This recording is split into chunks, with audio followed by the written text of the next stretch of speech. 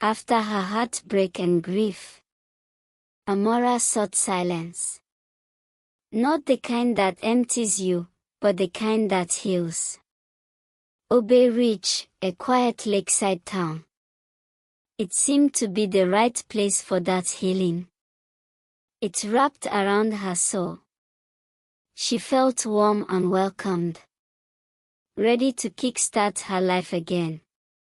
She had left Lagos behind. The noise, the heartbreak, her mother's absence. Here, in this lakeside town, she captured weddings by the lake, immortalizing joy even while her own heart mourned. Then came Jason, a writer from Chicago, drawn to the town by whispers of folklore. His curiosity mirrored hers. Together, they found rhythm, stillness, hope, and love. Over time, their love nurtured and blossomed. It was romantic. It was hot. It was beautiful. One day, in the cafe, golden lights from the lake filtering in, Jason proposed. And for the first time in years, Amara said yes to something other than survival. But Obaye Ridge community had its mysteries and secrets. As usual, Jason walked to the lake's edge and disappeared. It was on the night before the wedding. Amara was supposed to join him, but he was nowhere near their usual spot of relaxation by the lake. But other things were. His shoes were found on the dock.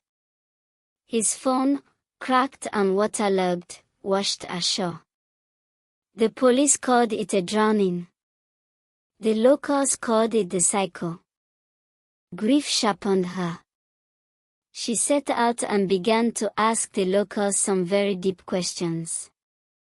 Then she learned from the locals that the lake once claimed a bride.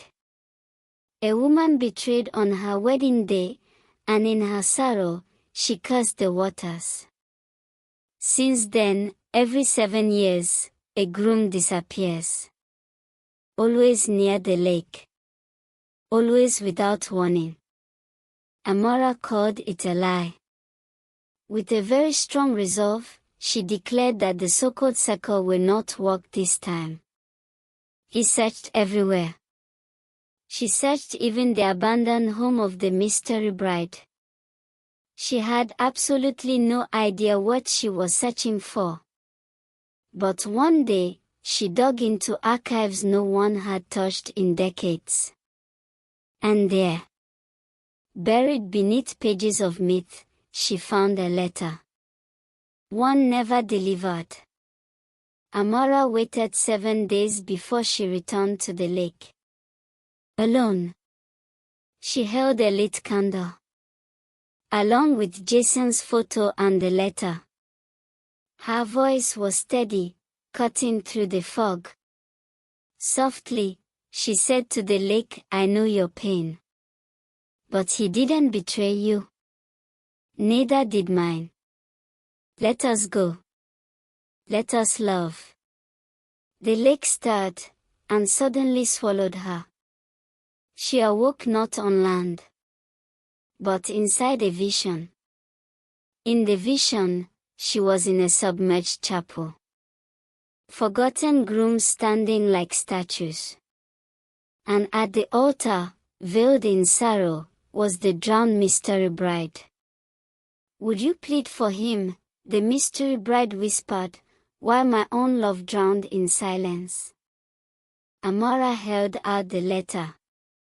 It was never meant to end this way. The bride read it. And for the first time in a century, she wept, not from vengeance, but recognition. It was a love letter. A letter addressed to the mystery bride. From her groom who had meant to return, long ago.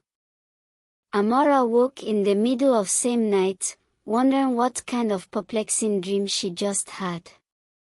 By daybreak, news got to her that the lake had released a man. With excitement in her heart, she ran over to meet Jason. But it wasn't Jason. It was Daniel, a groom who had vanished 56 years ago. He was even alive. His reappearance sent the village into disbelief and awe. But Jason was still missing. Amara was disappointed, devastated and broken. Her efforts had set someone free, but not the man she loved. She collapsed from exhaustion days later, battling hallucinations and fever.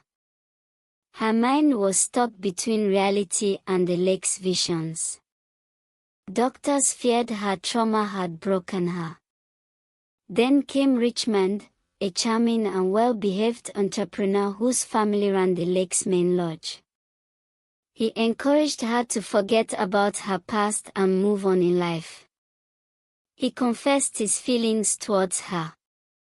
He told her that he'd loved her from the moment she arrived.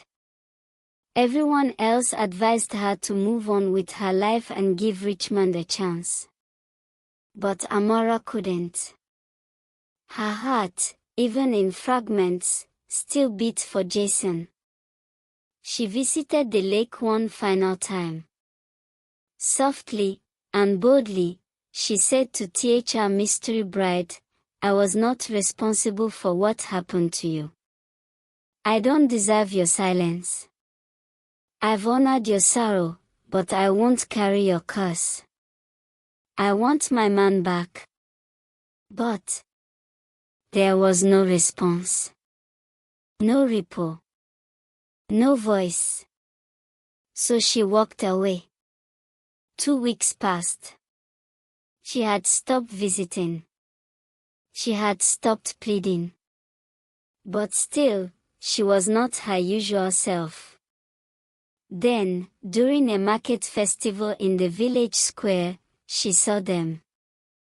The mystery bride, dressed in a pale blue gown, walking calmly beside Jason. Amara froze. She was transfixed. Gazed with surprised expression. Before she could speak, the mystery bride turned to her. In her hand, a small clay bowl. "He is yours," she said. But the lake took what he knew. "Give him this. It will help him return." She handed Amara the potion. Then the bride turned and walked into the crowd, never to be seen again. Jason was dazed, confused. He looked at Amara but could not speak. His gaze was empty, as though he existed between two worlds. She guided him back home. The town erupted in confusion and fear. Many villagers began to whisper that Amara must have bargained with her own soul. But she ignored them and their rumors. She cared not about anything else in the world other than Jason. And for days, she nursed him. Slowly, with each dose of the potion, his memory returned. First her name. Then the lake. Then love. One morning, he reached out and touched her face. Tears of relief streaming down her face as she observed him. They left Obaye Ridge together. Their bond tested by myth and memory. Amara slowly recovered, her resilience now carved in legend. She published her photo essay, "The Bride Who Waited," paired with Jason's journal entries, telling a tale that defied time, death, and despair. They got married, far from the lake, on a quiet hilltop, under thunderput skies. A few weeks later, Jason returned back to Chicago. With him was his beautiful wife, Amara. And in the United States of America, They lived happily ever after, with 3 children, 2 boys and a girl. Not all love stories are doomed. Some are simply waiting for someone brave enough to make it happen.